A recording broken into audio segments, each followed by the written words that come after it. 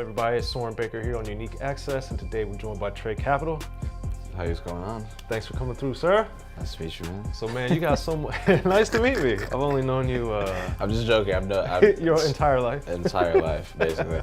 So, yes, but thanks for coming through anyways, right? Of course, man. Appreciate it, man. So, you have a lot going on, and one of the many great things that you have is that you got a lot of high-profile shows, and recently you did the Art of Rap Festival with Public Enemy, Ice-T, Mobb Deep, EPMD, Curtis Blow, Busy B, and others here in Los Angeles.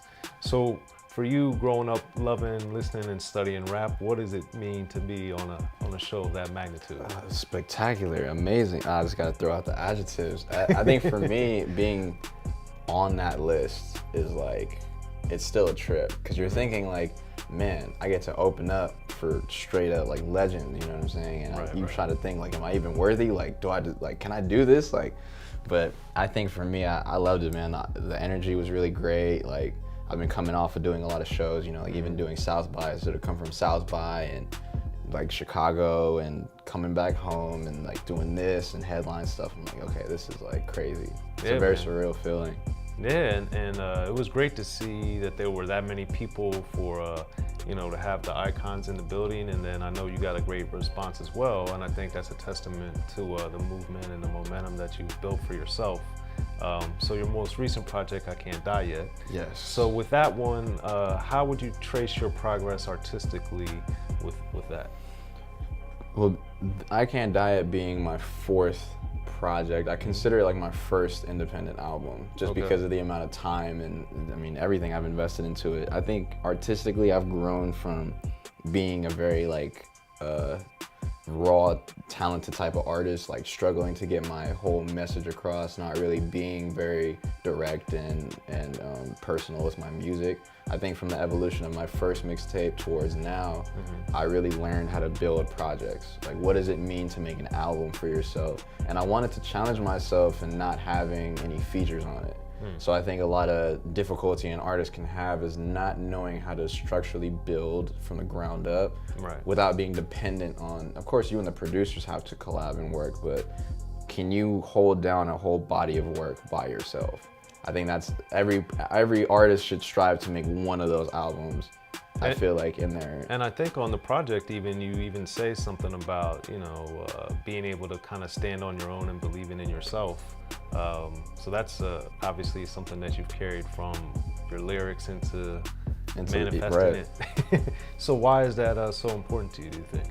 Because I think you need to practice those habits now at an early stage. Because like I said, when I get to a certain level, I'm gonna have to know like, okay, when either the label's not helping me or everybody's like doubting me, you know, you have to know how to make nothing out of something. I feel like transgression. And I think for me, I wanted to do that now, like be hard on myself now, take the time to really learn how to do it. So that way when, you know, it comes for my time to really step on the court, I'm not just facading my way into saying, oh yeah, I'm gonna drop 30. Like I know I put in the time where like I could really achieve that and do it. And in doing so, how have you seen, from what you can tell, that it's paid dividends for you already? I think for myself, I've learned standing on my own too like that, whether it's my lyrics or me believing in my bodies of work. I think it teaches me the greatest thing is you have to really trust the process and believe in the end result. You know, like me being able to sell my music and then not being out full bodies of albums, like EPs. I started selling EPs. So realizing that I could sell EPs was like, damn, like maybe 2 projects down the line, I might be able to really sell 5,000 units, 10,000 units. You know, obviously CDs are they're dying, but I think like even with streaming and all of that coming into place, I'm practicing that now. Like Apple Music, they said, man, you should try selling your product. I'm like, well, my stuff's not gonna sell. I'm not even big enough to get probably 1,000 people to buy my stuff. But since I took that leap of faith and really saying, well, no, like I probably can if I really put the time in, and seeing, you know, results come back and earning dividends and doing that is kind of like a trick, because you're like, you know it can work, but you don't see it happening until you really do it. And then to that point, this wasn't part 3 of your series. It wasn't. Oh my God. What was the decision behind that? People wouldn't have appreciated it. I feel like everything's burning so rapid now. Okay. If I would have done a part 3 and continued the series, I feel like I would have been caving in my fan base. Okay. I haven't expanded enough to even do that. And it's like Tropic Thunder. Like I would have been making like the 6, 7, 8, 9. Like I would have been, people would just be like, when are we getting Gundam 7, Gundam 9? Like I don't want to be confined to that. Oh my God, dude, it'd be so crazy. Okay, and then so as you grow artistically and as you're learning these different lessons, how do you keep pushing yourself to achieve and get to that place where you're selling the 10, 20, 50,000 units? I think the desire to want to make greater product. Okay. I feel like when I went from Gundam 2 to just only focusing on there's no limitations, there's no boundaries, we're just gonna make whatever we feel. And then coming over to I Can't Diet and really saying, no, I really need to be mindful of how much I fit into a stanza, or how much I fit into my 16s. Like, what am I really saying? What am I getting off? Like, I think you become more conscious of the things you want to say. And I think it doesn't become clear until you actually, like once you drop it, sit back, see people listening to it, you're like, damn, I should have done this. Like everything kind of reveals itself way after you've done it. You're like, what the fuck, like why didn't I listen to this or think of this when it was happening? Do you think that that's part of the culture now though, with everything being so fast? Do you think it's because there's an emphasis on putting out material and doing things quickly and not taking time, or is it I think because the bar is so high that people don't, it's like chickens running with their heads cut off. People think if I just drop 17 mixtapes, that's equivalent to a Carter 2 album, you know, or a Biggie album. And I think that the whole meaning of classic, and they've taken so much time, but they put so many reps in to where they could, like Pac, for example, he was throwing out so many classic albums, but you know, there's only one Pac, you know what I'm saying? And his experiences that he went through, that was not rushed, that wasn't like forced. And I think a lot of people get, like this culture now with everything being so fast, it's like there's pros and cons to it, because when you stumble upon something really great, you're like, oh my God, you hold it with everything you have. But then there's so much fizz out there that you gotta go through just to find it. So people confuse volume with quality. Like, you know, I remember one dude was telling me like, yeah, I got like 100 songs I'm sitting on. And I just told him, I said, well, the thing is, how many of those are gonna really be the songs? Yeah, it's like you might have 100, but if it's only 7 of them that are good, like the other 93 don't even, they're all like, exactly. You got 10 songs that you push that'll be like. Right. So for you, what have you found is your, like kind of your vetting process, or how you decide whether it's lyrically or with the beats or with the concept? You know, how do you kind of rein yourself or police yourself to make sure like, oh, I'm not doing the right I'm doing too much.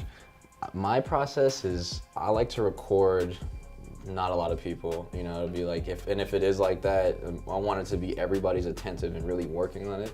My limitations, my little police standards I'll set for myself is, I want to make sure I'm fitting the maximum amount of words, and I literally, like every project I make, I crave making like the perfect 16 to where from the moment it starts, then every single word is not being wasted. And I noticed that I would be like something, and then punch. And I'm like, damn, I wasted 4 or 5 words that really could have been the ultimate difference. And so I think for me, like when I write, I'll try to write the whole rap, and I would try to finish it on the spot. I didn't take enough time to say, no, let me live with the beat. Let me literally just, no, this line isn't good enough. Go back and not just throw it in there because I like it. Let me scratch it out, replace it with something that makes it 10 times better. I gotta be like on myself like that just so I could get the product that I'm trying to chase. Like the stuff in my head that I'm trying to lay out in front of me. It's like I could just be tired one night and be like, man, I'm so tired. I just want to lace this and play it as a rough and just live with it. But sometimes I gotta be like, nah, let me not do this, and you know, gotta really like make that effort to do that. Okay. And then musically, what do you find yourself looking for on a sonic level that is new? That's like the hardest thing, because being around Wonder Girl is like being on a fly on a wall. Like starting with her, my ear for beats was very like one dimension. Like I only focused on certain things. So being with her and just hearing stuff she plays, hearing beats she's throwing for placements. It like opened my ear to what I feel like I should be rapping on. So sonically, I'm really looking for the left field stuff that you wouldn't expect myself to rap on. Right. And also pushing it forward to saying, I didn't know you could rap on something like this. Like, that's why I feel like Black Milk and Wonder Girl are like my favorites as far as like diversity, because you can listen to a Tronic album and you can hear Black Milk straight up. Like, how are his drums so, you know, hitting like that? So crisp too. Right, they're so crisp, but then you think, you know, Ebony, she's only working on FL. You know, she'll do instruments and stuff, but she's on FL Studio and it's banging like crazy. So I try to find the middle ground, I feel like, of making like themed music. You know, I think like whatever project I work on, I want it to be the sonics to literally match the description of what it sounds like. So I Can't Die Yet, I had this whole theme of, okay, I'm doing no features on here, so that means every song has to kind of be a different world almost. Like, it's just me on these songs, so I can't just do the same thing. I can't be like repeating it. And then for my new project, like the project I'm working on now, I'm working on a project called Stars Do Fall. And I wanted literally every record to sound like, not stars, like, but that theme of saying these songs are so euphoric and they're so feel good. So you really had to dumpster dive to find the gems and organize them and have them all really cater to that project. And that also, I think, is intriguing, given that, you know, coming from Los Angeles, that it's obviously so synonymous with gangster rap, and there's still a lot of people making gangster rap now, and that's not what you do. And obviously there's a long tradition from the Tone Loc's and Young MCs and Far Sides and Jurassic 5s, etc., Dilated Peoples. So many artists throughout the years have done it, but then for you, kind of being of the new generation of artists that are not gangster rappers, how have you found you've maybe had to maneuver or create a lane? I think, you know, like how you said it best, like, man, LA is so confined to this tradition, you know, and there's nothing wrong with that, because that's ultimately what pushes us forward, and we wouldn't be able to have new generation artists without the, you know, the stone to reflect on and be like, this is what we need.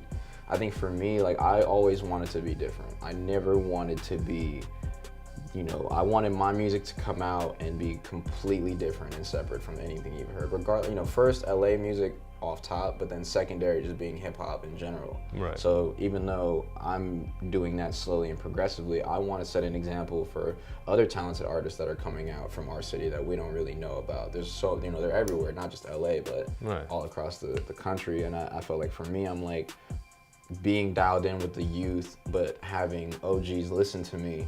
I can't waste my opportunity on just saying something, making a banger, just making a song to get the look for the song. You know, I feel like there's not a lot of young artists who will respect that. They'll abandon they're old, we don't care about them, you know, and that's the wrong way to go about it.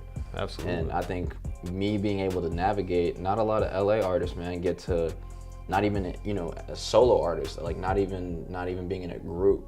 It's hard to kind of be solo and captivate people's attention and really maintain it and take it further and not be on some gang, you know, music or be straight up like, oh, you know, money, bitches, like all of that. Like, there has to be something really different. And I think, I always say this repetitively, but I think working with Wonder Girl is like, you have the ability to make music that can go mainstream, but what are you gonna say with it? And I feel like there's a lot of artists who work with her, but they never really get messages off. They're just making heaviness. So I'm like, if I you know, captivate a message and also give people the experience to know me, that is gonna be whatever happens or comes out of this is just ultimately gonna be new. You know, like Kurupt is one of my favorite rappers, so sometimes I'll really try to embody that. Like Kendrick, Kurupt, they spit so crazy, but imagine if you did that on a level that was like, people will really give you that ear just because they're like, oh, he's working with this person, or he's got this person on this project, I gotta listen. And then if you hit him with the, he's got a whole, you know, 9 miles with it, I think that's like where we're gonna take it. It could go way farther. Well, there it is, y'all. That's why Trade Capital is here on Unique Access. Shout out Soren Baker. Hey, and man. Unique Access. Yeah, thank you guys. for coming through, man. Appreciate it. Always a pleasure. Be sure to check out the History of Gangsta Rap by Soren Baker. He's official. History of Gangsta Rap features exclusive interviews with INT, Snoop Dogg, MC Ren, the D.O.C, and dozens of others. The History of Gangsta Rap, a definitive look at how Los Angeles changed rap forever. In Los Angeles, the streets definitely set the tone of the hip-hop music. At 19, I got a $50,000 car. My whole angle always was, I'll be street, but I will always tell you the horrors that go along with this life. There will be penalties and casualties for just wearing the wrong color in somebody's neighborhood. And once gangsta rap made it from the streets to the TV, the genre exploded. With Fab 5 on your TV back with NWA. Yo MTV, it just catapulted us from being local heroes to national gangbang rappers. The History of Gangsta Rap discusses it all from 1980 up till today. It's always gonna be shit happening in the streets. You know what I mean? So it's always gonna be something to talk about. The History of Gangsta Rap in stores now.